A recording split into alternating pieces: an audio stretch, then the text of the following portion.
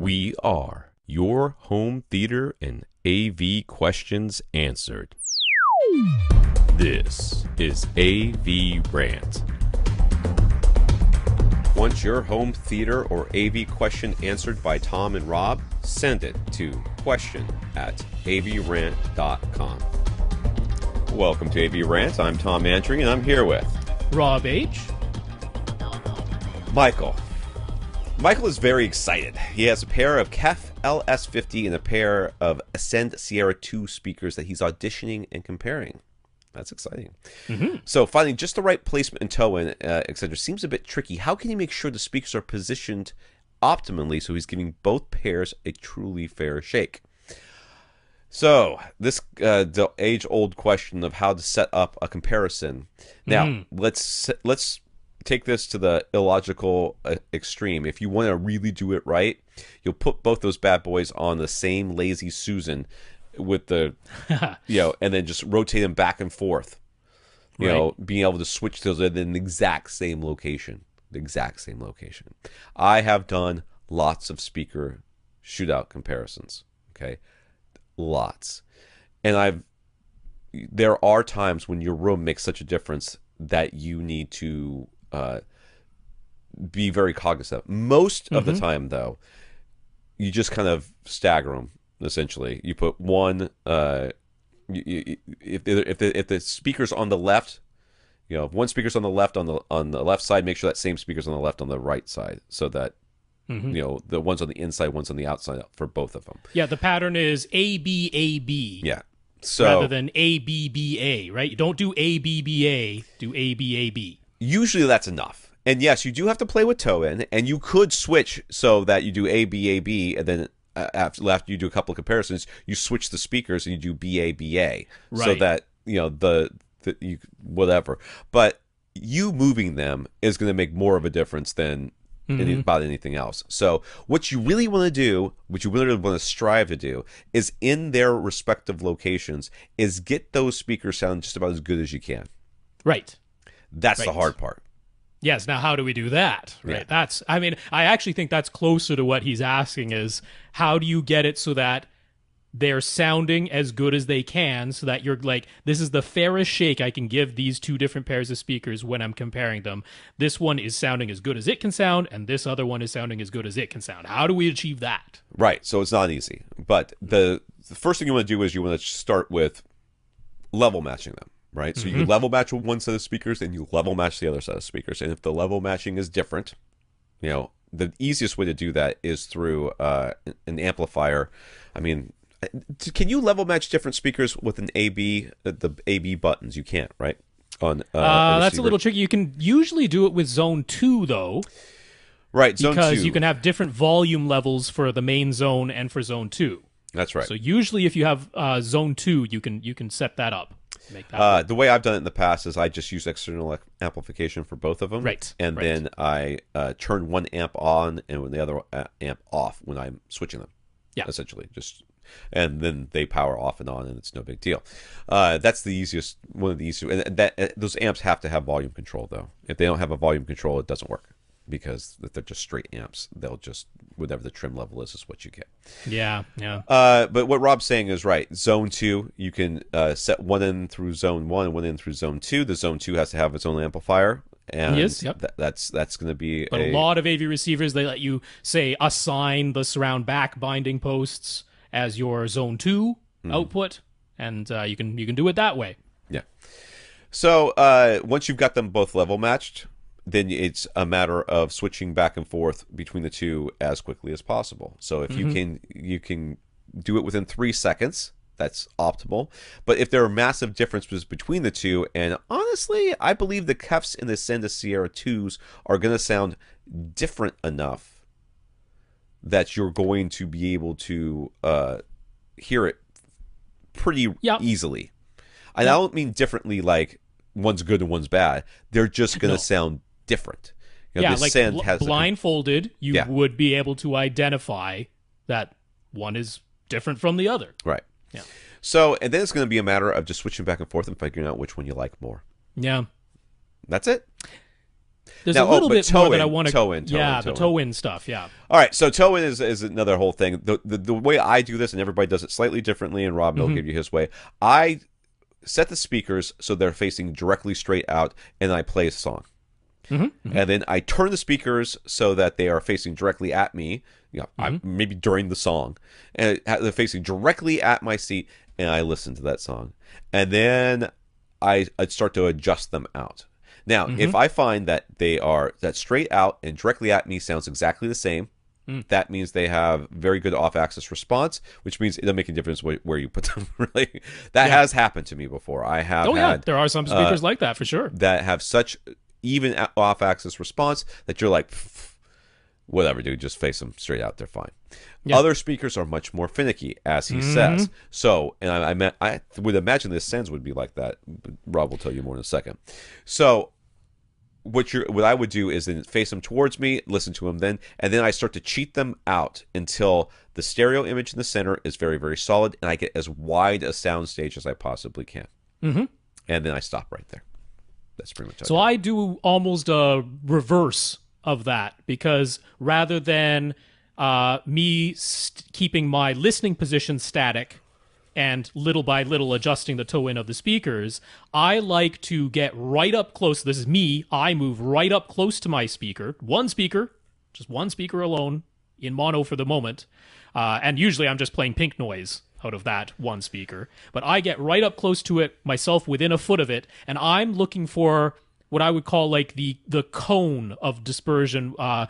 What I'm saying is, let's say you start with yourself directly in front of the speaker, and it's playing pink noise. You move yourself over to the left, over to the right, up, down, and you'll be able to find a cone shape where the sound of that pink noise, for the most part, for the vast majority, the timbre doesn't change. The tone of the pink noise doesn't change. Within a certain latitude to the left and right, certain up and down, you end up with this cone. And then outside of that cone, you notice that the timbre changes, sometimes gradually, sometimes very abruptly. Sometimes it's almost like there's an invisible border where you go past that border and the sound completely changes tone. And then other speakers, it's a very gradual shift. But I'm trying to discover that cone. And one of the reasons I like to do it that way is you can't always assume the optimal height of the speaker.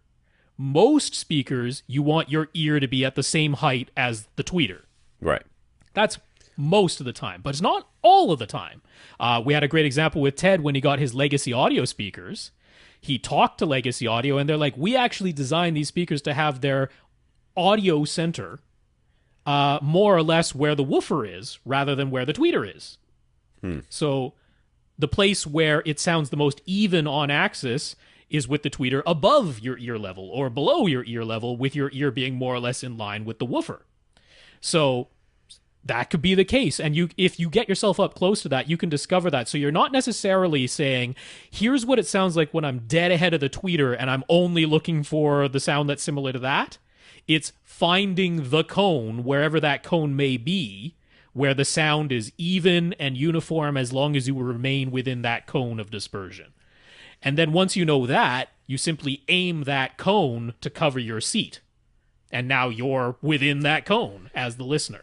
So I do it almost in a reverse fashion, but we're both looking for the same thing, ultimately. We're both looking for the same end result, which is that here is where the sound is uniform, creating the sweet spot at the listening position. Sometimes I find that speakers, within that cone will have, especially like directly on axis, when it's right. when it's the tweeter isn't meant to be listened to directly on axis. Straight ahead. I mean, HSU speakers would be a great example of that. They even tell you in their manual, we don't intend for you to listen to these on axis.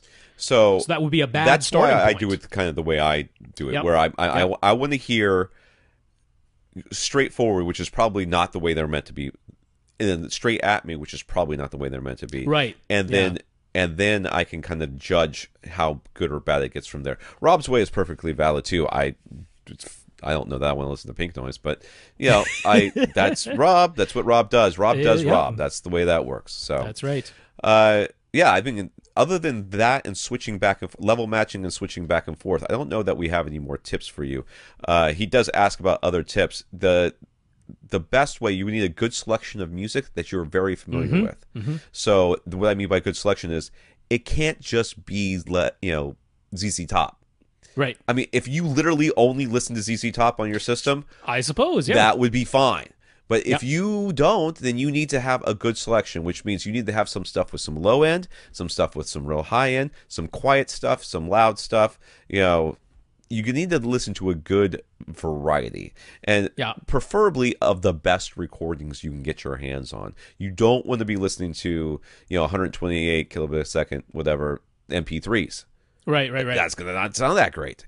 Don't judge it by our podcast, our 64 kilobit per second MP3. I don't think people it's talking. 64. I think it's 96. I think it might be. Oh, it was 64 when I downloaded your previous one. Could very well be 64 then, because for two people talking, yeah. What do you need? Yeah, exactly. You don't really need much, yeah. So but don't use that. Don't use that as your test material to evaluate speakers. You should definitely listen to the podcast, though, but don't listen to it. But not as your evaluation material. But so we could tell you some of our favorite songs that we use, but if you've never heard them before, it doesn't do you any good.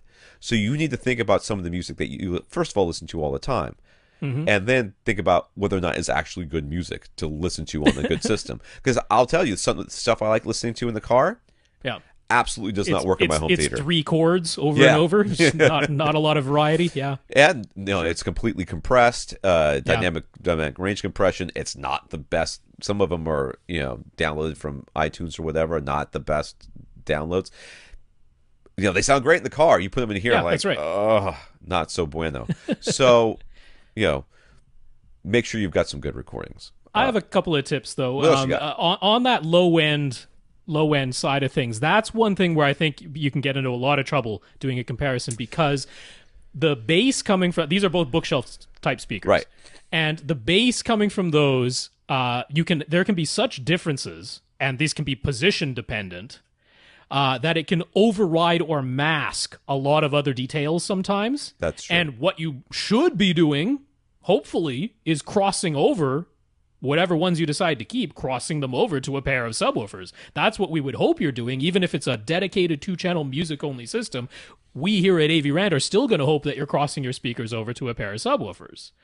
And in Michael's case, I believe he is. Yeah. So that means if you're just evaluating the speakers, I would say, and I'm not saying don't listen to them full range. By all means, listen to them full range. See what they can do in that regard, but realize that what you're hearing in the bass is mostly to do with your room and less to do with the speakers. But I suggest at some point setting yourself like a high crossover. I'm talking like a 200 or a 250 hertz crossover, so that you're essentially eliminating the bass and compare the speakers that way as well. Because very often you'll notice differences in the mid-range and treble that you don't notice when the speakers are producing bass, because the bass masks so much of the difference that's going on in the mid-range and treble that your brain just doesn't notice it. So I'm not saying that this is how you're going to listen to your music or anything. I'm just saying this is a way to potentially reveal some differences that are there the entire time, but you don't always notice because the bass can be so overwhelming. Yeah, you gotta really. Rob makes a good point. Worrying about the bass and hearing people like, these bookshelves dip down to 40 hertz. Well, who cares? I don't care. Yeah. What does that got because to do with anything? It's not going to be even at your seat. I'm never going to listen to them that way. Right. So a lot of times what I will do is listen to them full range for a while. What Rob's saying is valid, but at the very least cross them over at 80 into nothing. Oh yeah. That's right. Yeah. You know what I mean? Don't put a subwoofer in there. Oh yeah. I forgot to mention when I'm saying set this high crossover, don't have the subwoofer. Yeah. Just like what I'm saying is try and get rid of a bunch of bass. Yeah. So that now all of a sudden you're able to clearly hear the mid-range and treble. And I mean, I'm trying to think of a time when I didn't notice a difference in the mid-range and treble that I did not notice when the bass was present. Yeah. It reveals this stuff that is otherwise masked. Yeah. So I find that very useful. The last thing I will say is the level matching is really, really important, because otherwise we just tend to favor whichever speaker is louder. That's true. Assuming they're not of vastly different quality levels, which these ones aren't, you tend to favor whichever is louder. However, I will say this. When you have very different dispersion from speakers, like let's say one is an electrostatic, basically a beam of sound, and the other is a bipole that fires in both directions and is super diffuse, right? Mm-hmm. The total sound power coming out of those two speakers can be very different, right? What registers on your SPL meter might be the same, but the actual amount of sound power being sent out into the room can be different. So if you did the 72 measurement spinorama in an anechoic chamber, they'd look very different even though they measure the same on an SPL meter. So to me, part of a fair comparison is going, okay, on this song right now, I'm preferring speaker pair A over speaker pair B. But what happens if I just turn up the volume level on speaker pair B by 2 dB, 3 dB? Not a large amount, but I just turn up the volume a little bit. Do I now all of a sudden prefer speaker pair B? Because maybe it's just a volume difference. Maybe that's the only thing making me prefer speaker pair A right now. So that's not like the super objective way to do it, but it's a more subjectively fair way in my mind, because that way you're saying, now I'm sure if I turn up speaker pair B and I still prefer speaker pair A, I go, okay, I prefer speaker pair A in this instance. But to me, that's part of the fair comparison, is making sure it's not just a volume difference making you think that. Yeah. So what you really want to do is just test these things kind of by themselves, full range, truncated, and then at the very end, you can start adding your subwoofer just to see how see things what are, blends nicely, right. Then you'll know. I imagine this sounds like a lot. It's going to end up being just a couple of hours and you're done. But if it ends up being more than that, taking breaks and doing this over time is recommended, because you do get listener fatigue after a while, and you just start... Or just fatigue. Fatigue, which is what Tom has right now, which is why we're going on to the next question. So good luck with that. Oh, we did that one. Yep.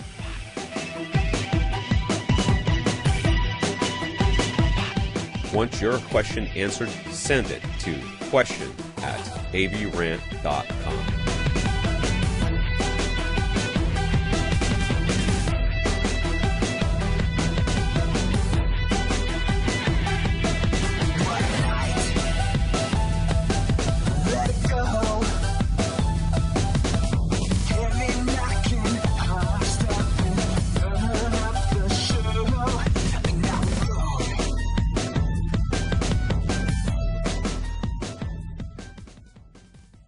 This is AVRant.